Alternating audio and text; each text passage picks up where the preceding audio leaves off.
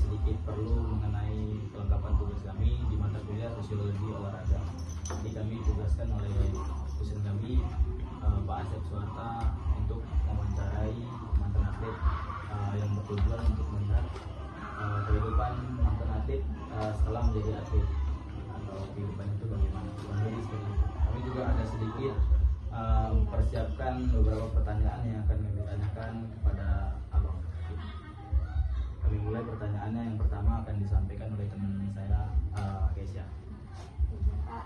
Sebelumnya kalau boleh tahu nama lengkap Bapak itu apa ya?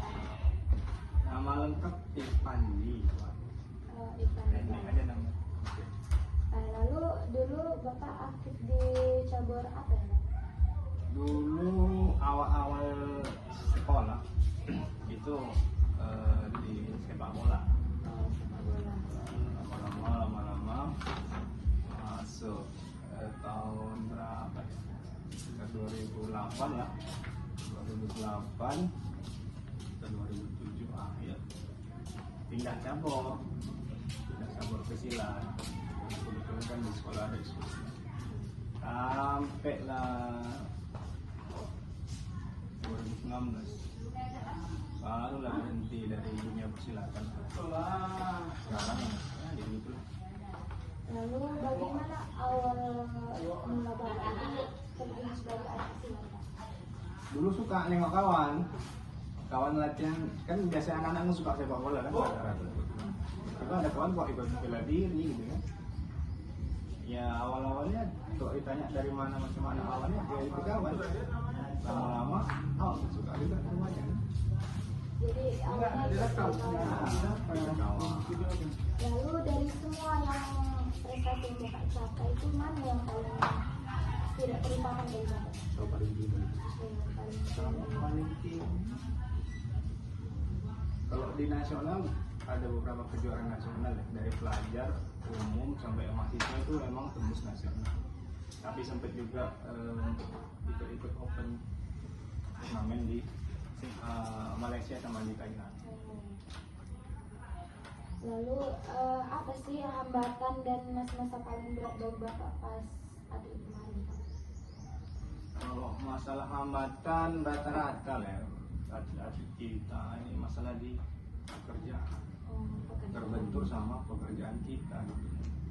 Karena abang guru juga, atlet juga punya kerjaan lain juga kan. Maaf dapatnya bukannya besar-besar kali gaji awaknya kerjakan itu kan.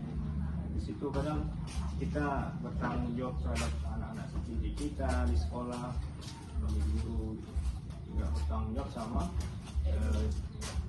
dunia atlet itu sendiri, musik profesional kan.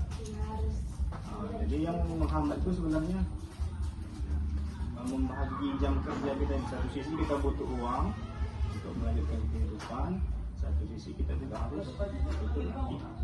Itu sih hambatannya, membagi waktunya ada. Membagi waktu Bapak yang paling sulit. Lalu setelah memutuskan pensiun atau tidak aktif lagi dari atlet, apakah ada perubahan yang signifikan?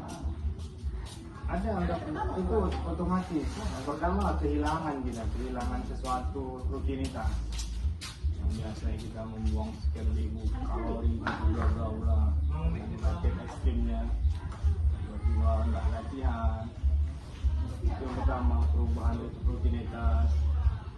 Yang kedua lebih banyak ke cari pekerjaan kan. Membagi waktunya untuk pekerjaan itu lebih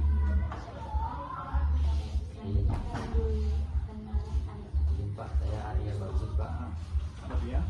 Bagaimana pandangan Bapak mengenai jaminan kesejahteraan yang diberikan kepada para atlet di negara kita Indonesia ini? Apakah sudah ideal? Kalau dibilang kelihatan caranya yang diekspos media itu kan nggak semua. Banyak loh masih memprihatinkan sebenarnya atlet maju yang dimana kurang perhatian sebenarnya dari pemerintah.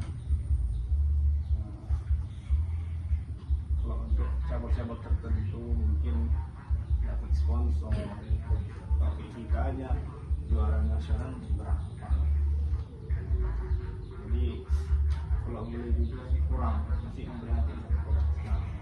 Tapi mudah-mudahan lah ke depan olahraga ini dapat menjamin kesejahteraan. Jadi kalau untuk sekarang Pak, kesibukan atau profesi yang Bapak lakukan apa Pak sehari-hari? Sekarang Bapak ngajar jadi guru. Nah, Bapak dulu ngajarnya terbatas, sekarang alhamdulillah sudah banyak di sekolah. Oke, Pak. Selama ini Pak, apakah ada bentuk kepedulian atau bantuan nyata dari pemerintah terkait untuk para mantan-mantan atau berjuang? Biasanya atlet-atlet yang dapat perhatian pemerintah itu atlet yang legend. Misalnya ada juara dunia, juara Asian Games, juara SEA Games, ada banyak lah. Itu biasanya dapat perhatian pemerintah. Bahkan ada uang pensiun ya kan. Tapi kalau atlet-atlet yang belum selevel itu, rasanya itu masih jauh. Bahkan atlet yang juara-juara pon pun masih banyak. Di luar sana masih butuh pekerjaan itu menurut pribadi saya. Selama menjalani profesi seorang atlet, nilai-nilai kehidupan atau pelajaran apa yang Bapak dapat? Banyak. Yang pertama sabar. Kenapa saya bilang sabar? Karena sebelum saya ikut bela diri itu mau aja berantem, mau aja pandang dia apa orang sibuk orang berantem. Jadi terjun di dunia atlet profesional itu mikir berantem di luar, bagus berantem kita di arena yang kali ya menang kalah jelas kan, mengharumkan nama baik keluarga, daerah segala macam. Itu sabar. Kenapa saya bilang sabar? Harus pandai-pandai lah bagaimana kita membagi waktu, posisi ekonomi kan pas-pasan. Saya kan kebetulan dari keluarga yang menengah ke bawah, jadi banyak sabar. Faktor ekonomi itu kan banyak sesuatu nilai yang saya dapat dari saya sama dia. Pertama banyak perjuangan.